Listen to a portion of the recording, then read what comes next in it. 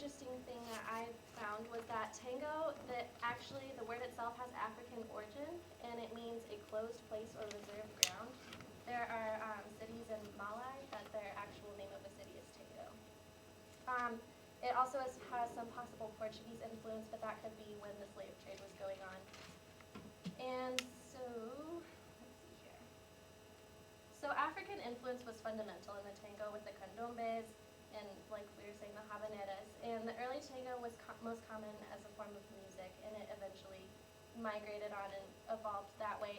Tango mania was when it spread to Europe and North America, and that happened in 1913, 1914, right around World War I. And it was when, in 1913, the morality of the dance was questioned, but it was a huge selling factor, was to sell the tango. And Buenos Aires was thought to be like the Paris of South America in the Southern Hemisphere. And so it was a big, like, glamorous, as it was evolving, it became this glamorous thing. And so the most important thing that we found with tango is that tango is a reflection of emotion. And so as it changed through the times, it reflects the historical context of what's going on. So when we were in Buenos Aires, all of our research was conducted through going out to milongas and finding our information that way. So all of our interviews were conducted as we were dancing with someone, so we weren't able to get video per se. Like, somebody be like, hey, we're gonna dance and I'm gonna videotape you. So Sarah was our tanget over here. She was crucial in getting all of our interviews. So we're gonna kind of go through how we got our information. Amelia's gonna talk about the 3 types of tango that we've learned. Caitlin's gonna go through the attire. Sarah's going to go through the etiquette of dancing, how you're asked to dance, what do you do when you're dancing. Whitney's going to talk about the personality, and this is where we see a connection to the space group, because we learned that as we were going to different milongas in different parts of the city, they're all different personalities based on the neighborhoods. And then Chantel's going to talk about tango worldwide. So,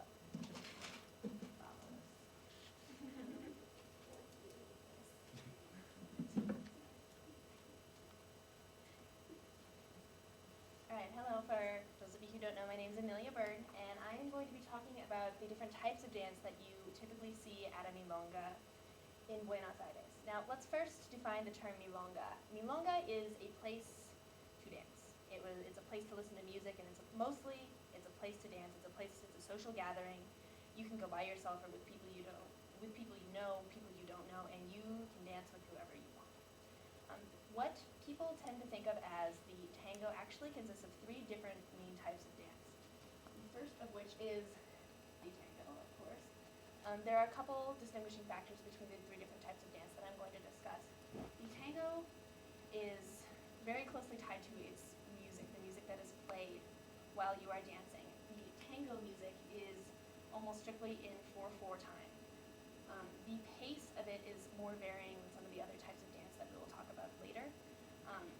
You will see dancers moving fast in certain places, and then will slow down at others to kind of show off their legs and to do more extensions and stuff like that. It is, as many people would likely guess, the most popular dance you will see in milongas, and it is the oldest member of the tango trinity in terms of a dance. I'm going to show a video. Don't worry, it is going to turn the right way so you can see.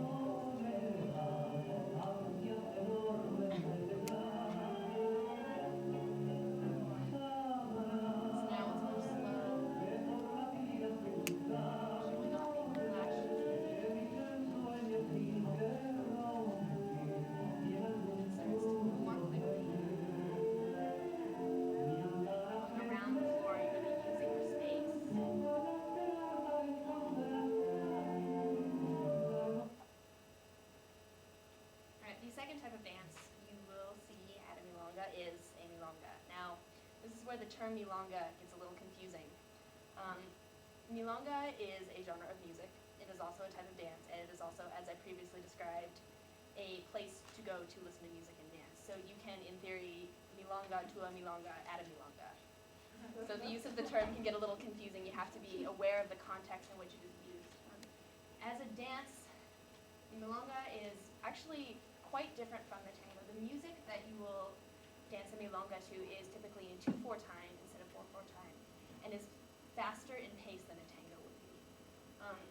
Because it is faster, there's less time to show off. You don't see hardly any extensions. It's mostly one step every beat. Every beat you hear, there will be a weight shift, there will be another step, and if that ever varies, it goes faster or slower. It is the second most popular dance scene in milongas. They will play several tango songs, and then you'll hear 3 or 4 milongas in a row, and then they'll switch back to tangos. And although it is the oldest dance form, it's considered the youngest member of the so-called tango trinity, because it didn't really gain much popularity as a dance until after the other 2 forms of dance did, although it was the oldest form of dance.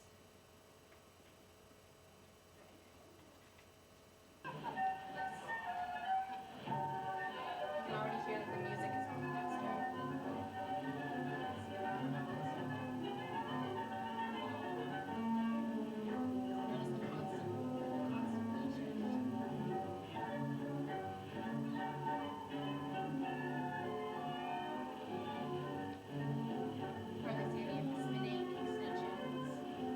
More of a focus on footwork and keeping your time than it is about showing off.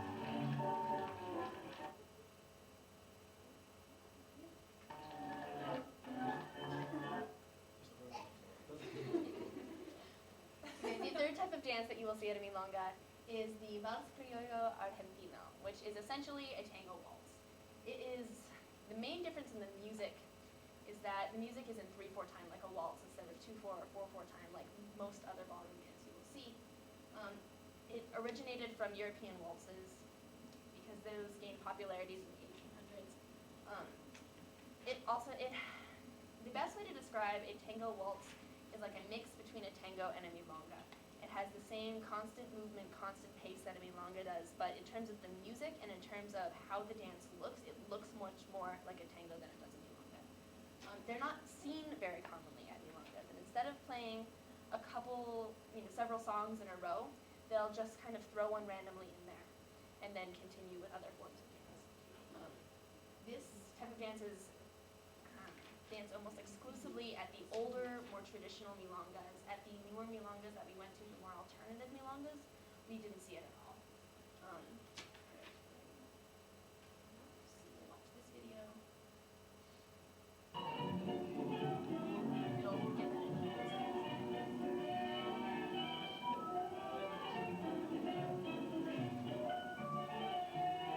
It already looks much more like a tango than it does a milonga. They keep turning. It's like a tango with more focus on the footwork and timing.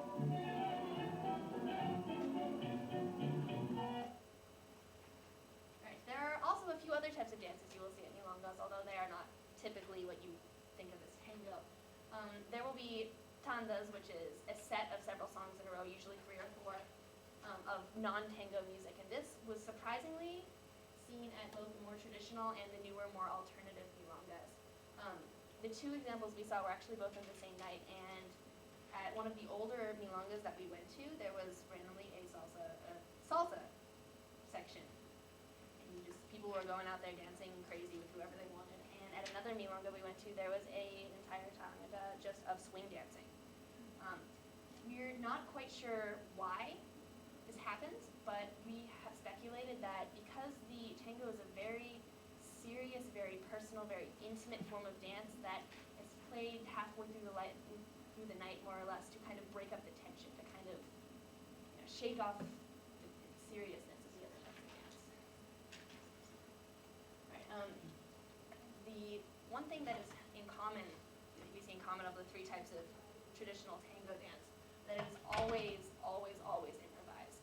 The tango shows that the tourists go see, where everyone's doing the same choreography, that is never seen in a milonga, hardly ever. The basic step that we all learned right beforehand, the step, side, back, cross, close. I don't think, the only time I ever saw that at a milonga was when people from our group were dancing. It's an improvisational dance. You can tell when someone you're dancing with has taken lessons, because in lessons they'll often teach you